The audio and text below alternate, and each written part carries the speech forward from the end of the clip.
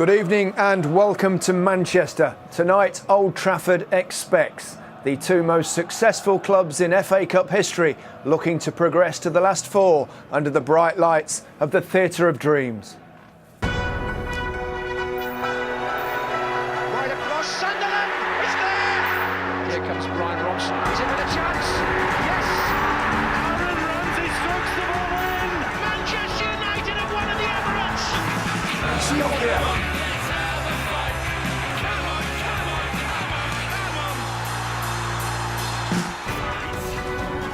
Arsene Wenger's been in Japan. He doesn't know anything about English football. He can go abroad and see. He does what he wants in England anyway. I will never answer any question anymore about this man. We should maybe concentrate on Ian Wright's tackles rather than talk about Manchester United.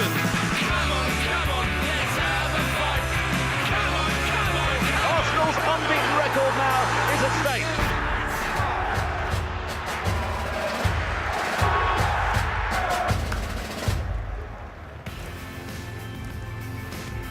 The holders' bid to retain their trophy continues in front of nearly 9,000 travelling fans and a sellout crowd of 75,000. Arsenal haven't won in their last 10 trips to Old Trafford and lost 9 of those.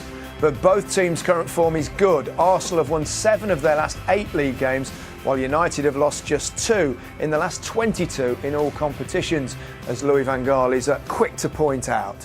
Well, they're always feisty encounters, so we've got a few feisty folk in the studio. Alongside Alan Shearer, we've got a warm welcome to the BBC, to Roy Keane, and a welcome back to Ian Wright. You know what it means to me. We'll hear from the guys very shortly, but first let's bring you up to speed with the 2 starting lineups. Louis van Gaal makes just 1 change from the side that beat Newcastle. Johnny Evans starts his ban for spitting and is replaced by Luke Shaw, who is fit after a minor hamstring problem. Shaw plays at left back with Marcus Rocco filling in for Evans at centre back. Di Maria keeps his place on the wing with Wayne Rooney leading the line. As for Arsenal, well, they make 5 changes from the team that won at QPR. Danny Welbeck is recalled with the in-form Olivier Giroud dropping to the bench.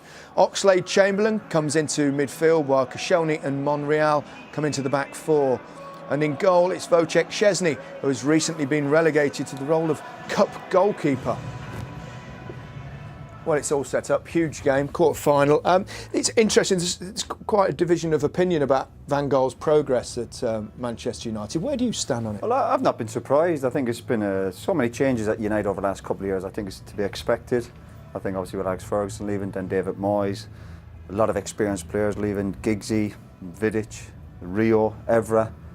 And to me, people shouldn't be surprised at where they're at. But I think the progress has been there over the last few months.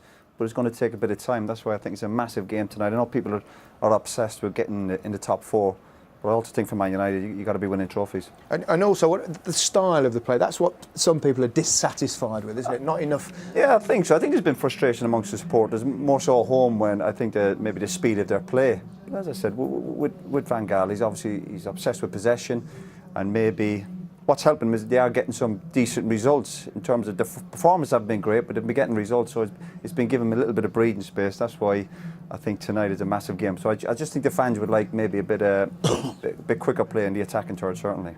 In terms of Arsenal, it's similarly really. They've had a good run of results like Manchester United, but again, there's always that division of opinion amongst Arsenal fans about their manager here. Well, there is, and I think that, when you look at the City result, that was one where everybody thought, oh, here we go, Arsenal, they've changed, this has happened. And then I think, off of the back of that result, we haven't seen anything like it. I think that they played City at a very good time.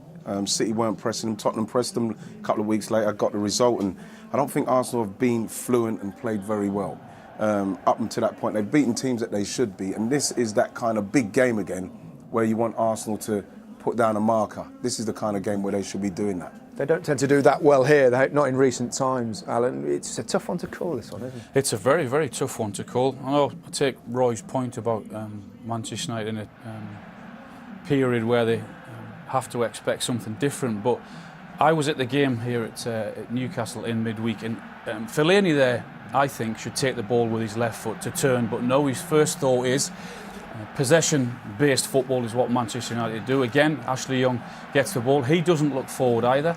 And it's all right, and I'm thinking to myself, well, come on, United, you've got to try and win this game at Newcastle, and there's 10 or 15 minutes to go, but they're quite content to just keep hold of the ball. Yes, it's slow, and Di Maria looks for the run there at least, but Herrera chooses not to play the ball forward, and they're keeping the ball, they're trying to wear teams down. And it happened all game, it really did, and by the time they look forward, and look at Rooney's reaction, you can tell and see what it means to him, and it is slow, and it's not pretty on the eye, and I think at times it's dull, it's boring. Having said all that, they've lost 2 games in 22 games, so something's working, and as I said, they're trying to wear teams down, but it's not pretty on the eye. Getting results. Last season was Arsene Wenger's 5th FA Cup win in his 19 years at the club. Martin Keown was there for 3 of those trophies and caught up with his old boss for us.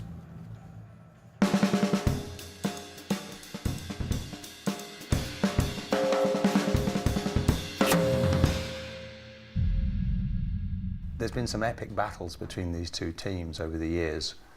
What memories do you have of these games? Look, I think the most memorable, you were involved in it once.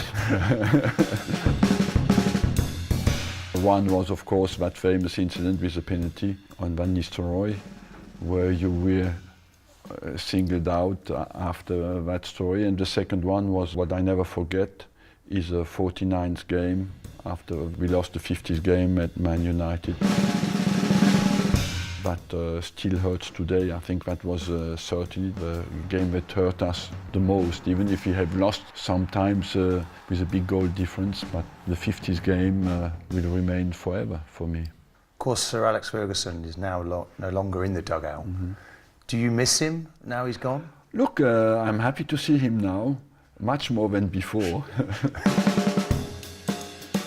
We have gone through some difficult spells in our relationship. In the end, it became more peaceful and respectful.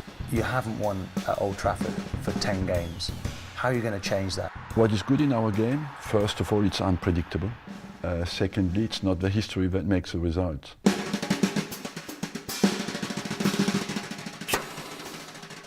Did you have chances to leave? In 2004, 2005, 2006, I had chances to leave, of course, but I went with the club for our challenge. It is to build a new stadium without dropping out of Champions League, but 3 years out of 5. That was a financial request, And we made it every year. The biggest quality, first of a top club, is to maintain consistency in the results. And I hope that when I've left someday, come back to the Emirates and watch the games, I'll be very happy to see a quality team. There is Arsene, still talking to Martin despite the interview, so they're still getting on, which is good to see. 2 big characters, of course, of Arsenal Football Club. And these games, they mean so much, don't they? I mean, we both featured, Roy and Ian, in those the montage we showed at the top of the show there. With you know. Got some of my best stuff, I've got to say. But what was it about those games that generated that kind of feeling? They were so good. They were so good, and you wanted to beat them. And it was such a big game, like it is tonight. Now, no matter what people think about how they're doing in respects of form, it's just the 2 clubs. And the players, like playing against, I hated playing against Roy, and I hated Roy. Don't hate him now. It depends on how we go at half time, but it's one of those that it's just a rivalry, just want to be better than them. Were the feelings mutual? Yeah, absolutely. It was, great to look back at the clips, great days, and again, there was such a clash of characters as well, all over the pitch, as well as the managers. And we also knew what was at stake. If you got a good result against Arsenal, particularly in the league, there was a good chance you were going to win the league. So, great days. I mean, fiercely. We saw obviously Patrick Vieira and yourself was one of the great battles over many years. Great, but that's what the game's about. I think we look at games now. We think maybe it's lacking that a little bit. The rivalry. I think a lot of players are quite polite to each other, and hopefully we'll see tonight where the football is about tackling as well. Great technical players on show tonight, but the game is about aggression as well and getting the ball back. Do you think in the long term that Man United will accept them playing the way they are? Because in the short term, it's all right at the minute, they're possession-based. It's not exciting. but they're getting results. In the long term, is that acceptable for the United fans? Probably not, but in defence of the manager, I think he's aware of that. He's just trying to get the right players in. I still think they need 1 or 2 players. I still think there's lads playing for Man United, maybe not good enough. Man United was always about the wingers, everything's quick, the tempo. This is a different Manchester United. It is, yeah, but the thing is, it's not a good one. Yes, they got in they're getting the results, but it's the tempo in that. It is, because in the last 3 matches that I saw United play, at every occasion the United fans have been shouting attack, attack, attack, which suggests. But I still think there's been that many changes at the football club. You've just got to give the manager and maybe some of the players just the benefit of the doubt and get back to the Man United way, which is in the DNA, and that is quick play, particularly in the attack and third. That's what the history of Man United is all about. Yep. OK, well, let's hear from 2 men who've played regularly against each other in this fixture. They spoke to Mark Chapman a short while ago. Yes, I'm with Phil Neville and Martin Keown, one of them feeling slightly more comfortable stood on the Old Trafford touchline than the other. I'll start with you, Phil. Where do you think Manchester United can win this? Where can they cause Arsenal problems? Well, I think they can cause them problems. Similar to Monaco last week, hit Arsenal on the counter-attack, exploit the spaces when the full-backs come forward. Defensively, I think they've got to be really compact, particularly when Arsenal are counter-attacking on Man United, and be really aggressive. As far as the full-backs are concerned, you were worried when Arsenal played Monaco that their full-backs were very young. Are you happier tonight? I think it's a better balance, chappers. Monreal on one side and Bellerin on the other. When it was 2 very young full-backs getting forward in that particular match, no one was staying at home and they were unbalanced in their defence. Phil's talking about a counter-attack. I'm not so sure tonight that Manchester United, if Man United dominate possession, they can't counter-attack. So it's going to be very fascinating to see how it happens, because normally out here, they boss possession, Manchester United. They don't move the ball quick enough. There's a nervousness in the way that they play, and I think Arsenal can exploit that. And what are you grinning at that because you think he's just using the psychology already, even though he's not playing? He wants to play, doesn't he? He does, I think it's a game where both sides will be really cagey. Both maybe drop off. Arsenal have changed their style. They're playing a more counter-attack based team. I think United will tonight as well. OK, that's it from these two. Myself and Philip are going to introduce Martin to the Stretford end. Crikey, if both teams sit back and play counter-attacking football, it could be one hell of an encounter. Anyway, thanks, Mark. Let's see if Louis van Gaal agrees with their assessment. He's been talking to Damien Johnson. Louis, it's a cup tie. I'm sure you want to win without a replay. What kind of performance will you be demanding from your players? That we beat Arsenal, because that's the most important thing in a cup tie. What have you made of Arsenal this season? Yes, I think it's one of the best teams of this Premier League. But I have noticed that the last matches they play more defensively. So they have changed their play style. And they have a lot of success with changing that play style. So the 2 teams there are ready. Guy Mowbray and Danny Murphy are poised to guide you through. It's the latest instalment of Manchester United against Arsenal for a place in the semi-finals of the FA Cup.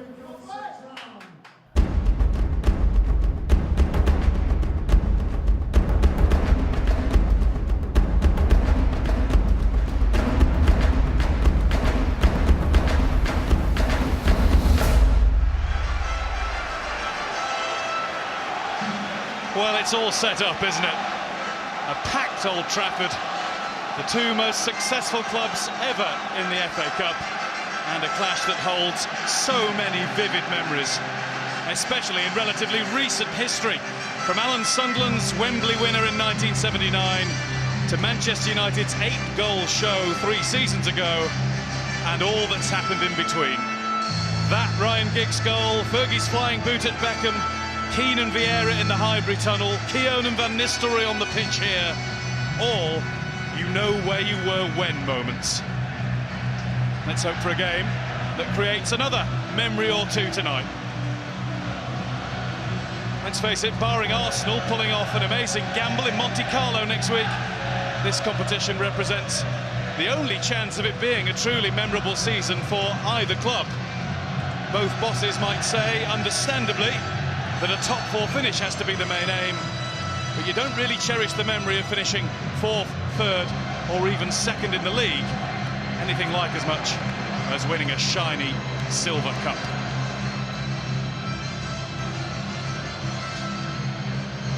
And wouldn't Sir Bobby Charlton know all about that? The Manchester United of today go with David De Gea in goal, maintaining his ever-present record in League and Cups this season. At the back, there's a return after injury for Luke Shaw, with Marcus Rojo moving into the middle. Johnny Evans out, starting his much-publicised ban. Across the midfield, it's the same as at Newcastle last Wednesday, with Marouane Fellaini effective in United's win at the Emirates in November, playing behind Wayne Rooney, who's back up front and scoring again, 3 goals in his last 4 appearances. Well, Arsenal have Wojciech Szczesny, at the moment their cup keeper, in goal. He has played in the last 2 rounds, and this is the ground on which he made his Premier League debut. Nacho Monreal returns from a back injury to replace Kieran Gibbs, whilst Laurent Koscielny is back in for the injured Gabriel. Alex Oxlade-Chamberlain gets a start. Thomas Rositzky's out through illness. Like Szczesny, Oxlade-Chamberlain and Francis Coquelin made their Premier League debuts here, theirs in the 8-2 defeat in August 2011. And leading the way in attack, Danny Welbeck, taking over from Olivier Giroud, back home for the first time as an opposing player, having worn the United shirt 142 times. Amongst the subs, Raphael for Manchester United. He hasn't played since the 4th of January at Yeovil. For Arsenal, Aaron Ramsey is there, last season's FA Cup final match winner against Hull City.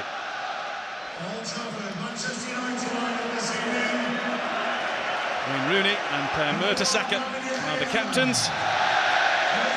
And Danny Murphy, who is the 3rd point of our red triangle.